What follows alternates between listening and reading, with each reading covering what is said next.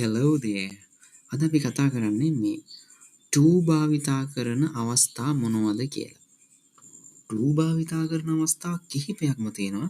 ඒ අතරින් අපි කතා කරමු තුනක් පිළිබඳව. මේ to භාවිතා කරන එක තැනක් තමයි to infinitive. ඒ කියන්නේ මේ to එකෙන් පස්සේ අපි base form එක දානවා verb එකේ. එහෙම නැත්නම් අපි infinitive ස්වරූපය දානවා. ක්‍රියාපදයේ මුල් ස්වරූපය දානවා. ඒකට තමයි මේ to infinitive කියලා කියන්නේ. හරි. ඊට පස්සේ movement එකක් ගැන අපි කතා කරනකොට to දානවා. ඒ කියන්නේ තව තැනකින් තවත් තැනකට යනකොට අපි to භාවිතා කරනවා. ඊට පස්සේ recipient කියලා කියන්නේ ලැබීමක්. එහෙම නැත්නම් මොනවා හරි දෙයක් කාට හරි යවනකොට ඒ ලබන කෙනා ළඟට අපි to කියන එක දානවා. හරි. එහෙනම් බලමු අපි මේ to infinitive එක කොහොමද භාවිතා කරන්න කියලා.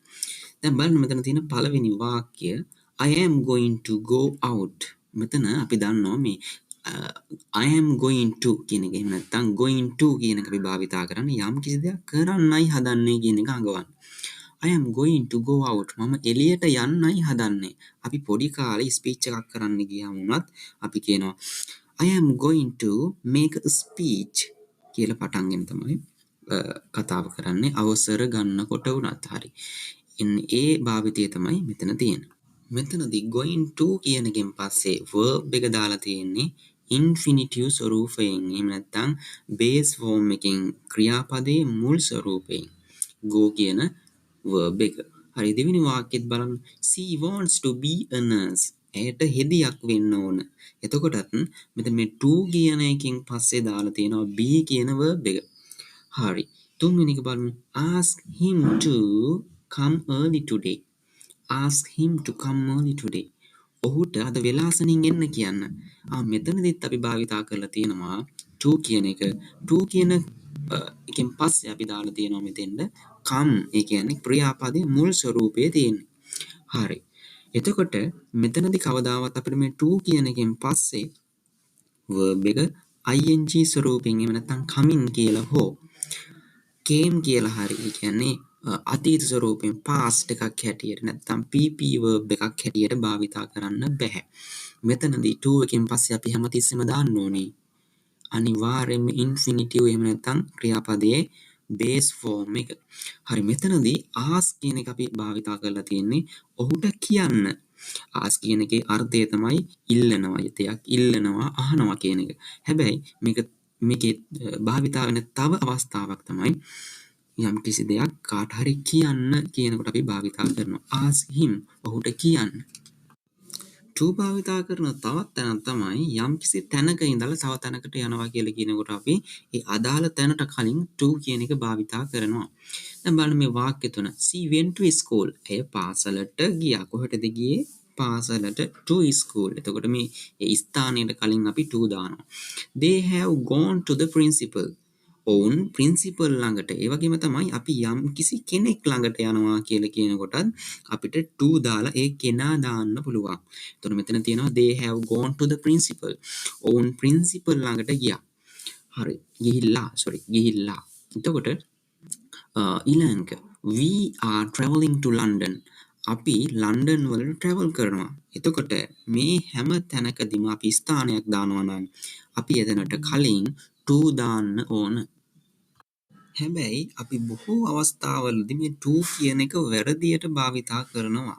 අපි බලමු ඒ වගේ අවස්ථා දෙකක්. මේ home කියන පදයට එක්ක එහෙම නැත්නම් ගෙදර නේ මම ගෙදර යනවා I go home. අපි මෙතන I go to home කියලා කියන්නේ නෑ. මොකද මේ home කියන එක නිකම්ම තැනක් නෙවෙයි. අපි සාමාන්‍ය ගෙදර යනවා කියුවම පස්සේ අපි එතන අපේ අම්මලා නේ සහෝදර සහෝදරියෝ හැම කෙනාම එතන ඉන්නවා. එතන සෙනෙහස පිරිච්ච තැනක්, ආදරේ පිරිච්ච තැනක්.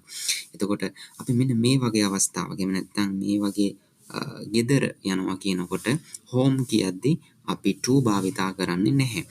අනිත් එක තමයි අපි බොහෝ අවස්ථාවලදී වරද්ද ගන්නවා attend කියන එක. අපි go කියන ක්‍රියාපදයට එක්ක to දානවා. I go to school අන්න ඒ වගේ. නමුත් අපි මෙන්න මේ attend තව පද තියෙනවනේ මේ යනවා කියන එක හංගවන්න. ඒ වගේ අවස්ථාවලදී අපි to භාවිතා කරන්නේ නැහැ. දැන් බලන්න මේ වාක්‍ය she attended to the class කියලා අපි කියන්නේ නැහැ. she attended the class. ඊළඟට අපි බලමු මේ recipient එහෙම නැත්නම් මේ ලබන්නාට කලින් අපි කොහොමද to දාන්නේ කියලා. හරි, යම්කිසි කෙනෙක් යම්කිසි දෙයක් ලබනවා නම් නැත්නම් අපි තව කෙනෙක් එයාට ලබා දෙනවා. අන්න ඒ වගේ අවස්ථාවකදී අපිට මේ to කියන එක භාවිතා කරන්න පුළුවන්. ඔන්න බලන්න. She gave a gift to my friend. දෙන කෙනෙක් ඉන්නවා.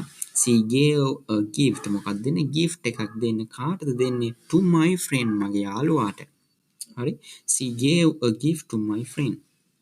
ඊට පස්සේ he sent a letter to his mother. ඔහු ලියුමක් යවුවා ඔහුගේ අම්මට. He sent a letter to his mother. අනේ වගේ අවස්ථාවකදී යම් කිසි දෙයක් යවනවා.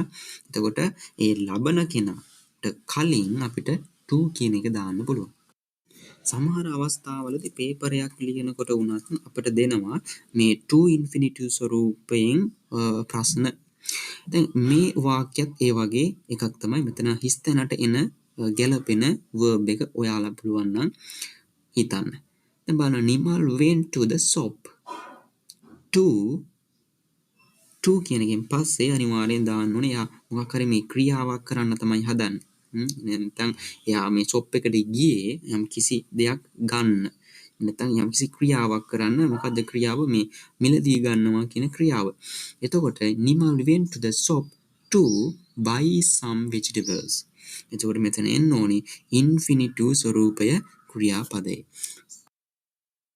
Okay, then I hope that you might have learned something from this video, and just subscribe, stay alert until my next